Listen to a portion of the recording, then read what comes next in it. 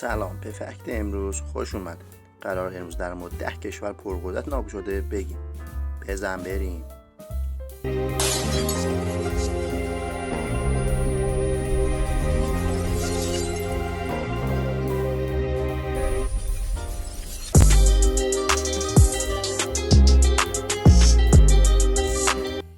روی کره خاکی امپراتورهای زیاد به وجود اومدن و نابود شدن.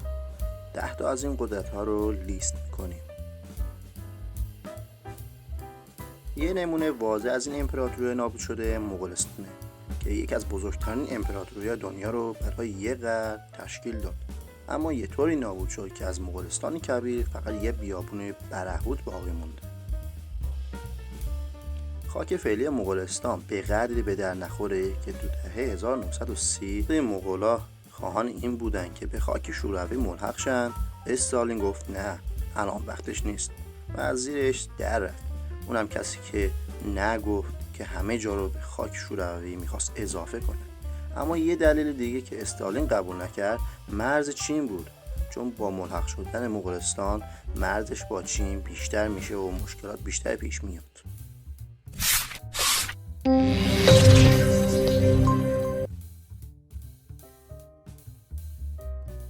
همه میگن آلمان جنگ جهانی اول رو شروع کرد، ولی واقعیت نداره. جنگ جهانی اول رو امپراتوری اتریش مجارستان شروع کرد، یه امپراتوری غول‌پیکر که برای مدت‌ها این منطقه از اروپا جزو قلمرو شد. وسعتش هم نباید فقط اتریش و مجارستان دونست، چون خیلی از کشورهای امروزی شرق اروپا جزو خاک این امپراتوری بودن. مثلا شمال یوگسلاوی، جنوب لهستان، قسمی از رومانی و اوکراین و صربستان جزو این امپراتوری بودن. به سال 1914 میریم، وقتی که اهالی صربستان که جزوی از امپراتوری بودن در خیابان سارایوو به آرشدوک فردیناند شلیک میکنن. حالا فردیناند کیه؟ اون وارث تاج و تخت امپراتوری اتریش مجارستان بود. همون موقع ارتش امپراتور دستور میگیره که بره به طرف صربستان و این یاغی‌ها رو سرکوب کنه. حرکت ارتش امپراتوری باعث شد که قدرت‌های دیگه اروپایی هم هر کدوم به طرف یک کشور لشکرکشی کنن. حالا نمیدونم چه ربطی به حرکت ارتش امپراتوری اتریش مجارستان داشت، ولی یه بهونه پیدا کردن. ولی شروع جنگ جهانی اول رو میندازن گردن آلمان. چرا؟ به دلیل اینکه آلمان‌ها بعد از این اتفاق به روسیه اعلان جنگ میدن، اما در صورتی که همه فکر می‌کردن به روسیه میخواد حمله میکنه به فرانسه. برای همین میگن آلمان باعث شد که این جنگ جهانی بشه. خب این جنگ باعث شد که 3 تا امپراتوری از بین بره: امپراتور اتریش مجارستان، امپراتوری آلمان و امپراتوری عثمان.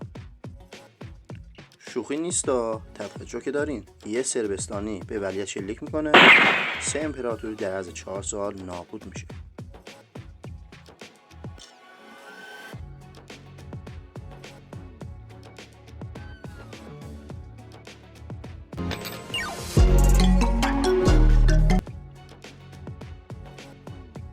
یه کشور دیگه که الان وجود خارجی نداره ورمونته. شاید بگیم ورمونت یه ایالت تو شمال آمریکاست. بله، الان یه ایالته، ولی تو سال 1777 اهالی این ایالت اعلام استقلال میکنن و میگن ما نمیخوایم جزو انگلیس باشیم، نه جزو آمریکای جدید. حتی قانون اساسی هم واسه خودشون نوشتن، پول خودشون هم به جریان هم میندازن.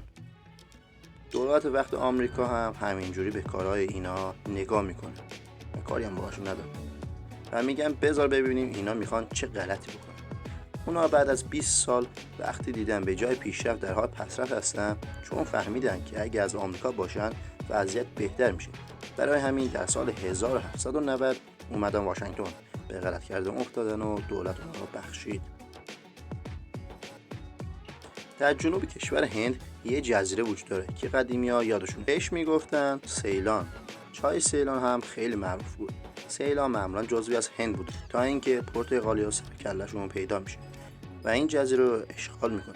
بعد هلندیا میان پرتغالیا رو بیرون میکنن و خودشون اونجا رو اشغال میکنن، صاحب میشن.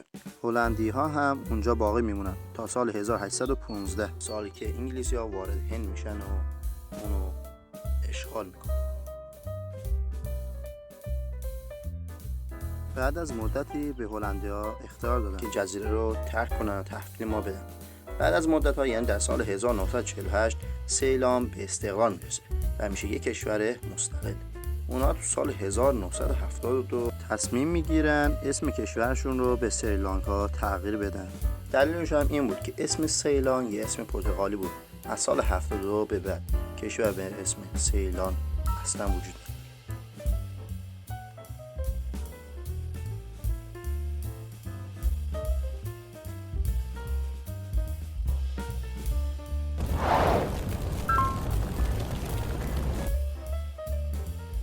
امپراتوری ناپدید شده بعدی امپراتوری آشانتی است که در شرق آفریقا بود. این امپراتوری تو کشور غنای امروزی قرار گرفته بود و شامل یک قسم از کشور توگو و ساحل آج بوده. حالا چرا این کشور کوچک یه امپراتوری پرقدرته؟ به خاطر اینکه این سرزمین پر از طلا بوده و امپراتوری پولداری بوده. تا اینکه این خبر میرسه به وحشیای بریتانیایی، اونا هم خیلی تعجب و شگفت زده میشن و از رو طمع تموم نشدنشون دستور حرکت میدن. 50 کشتی با 30,000 سرباز جنگی. در سال 1701 این امپراتور به اشغال بریتانیا در میاد.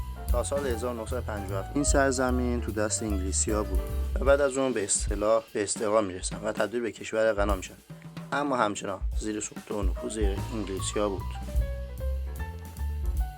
در سال 1958 دو کشور سوریه و مصر که دو طرف اسرائیل قرار گرفته بودند تصمیم میگیرن که متحد بشن که بتونن جلوی اسرائیل بایستن. حکومت جمهوری متحد عربی شکل میگیره اما فقط 3 سال دوام میاره. سوریه از این اتحاد جدا میشه چون فکر میکرد که مصر همه قدرت رو واسه خودش برداشته. البته این نقشه خود انگلیس بود که حامی اسرائیل بود تا تفرقه بندازه.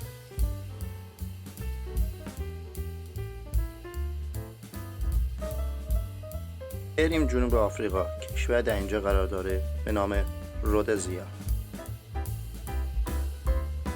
یه شخص انگلیسی به اسم سیسیل رودس این منطقه رو طوری صاحب شده بود که اسم فامیلی خودش رو میذاره روی این کشور.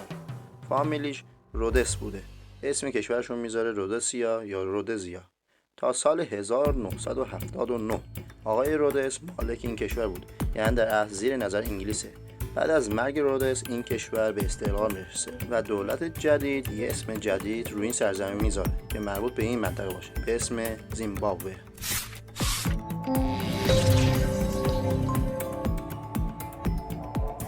باز بریم آمریکا.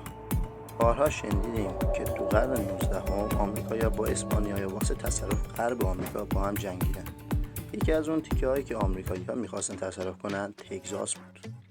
جالبه که بدونید که تگزاس تو سال 1836 موقعی که جزء قلمرو مکزیک بود اعلام استقلال میکنه و میگه من خودم یک کشورم و اینطوری شد که اسم جمهوری تگزاس رو خودش میذاره. این هم پرچمشه. آمریکایی که دیدن یه تیکه از مکزیک جدا شد و اعلان استقلال کرده، بیشتر از مکزیکی‌ها ناراحت شدن و گفتن نه ما قبول نمی‌کنیم. جالبه که 9 سال بعد ارتش آمریکا وارد تگزاس میشه و دولت جمهوری تگزاس هیچ حرکتی نمی‌کنه و در عوض میگه ما قبول می‌کنیم که جزوی از آمریکا باشیم. از اون موقع شد یه ایالت. البته اینم نقش دولت آمریکا بود تا تگزاس به کشور اضافه بشه.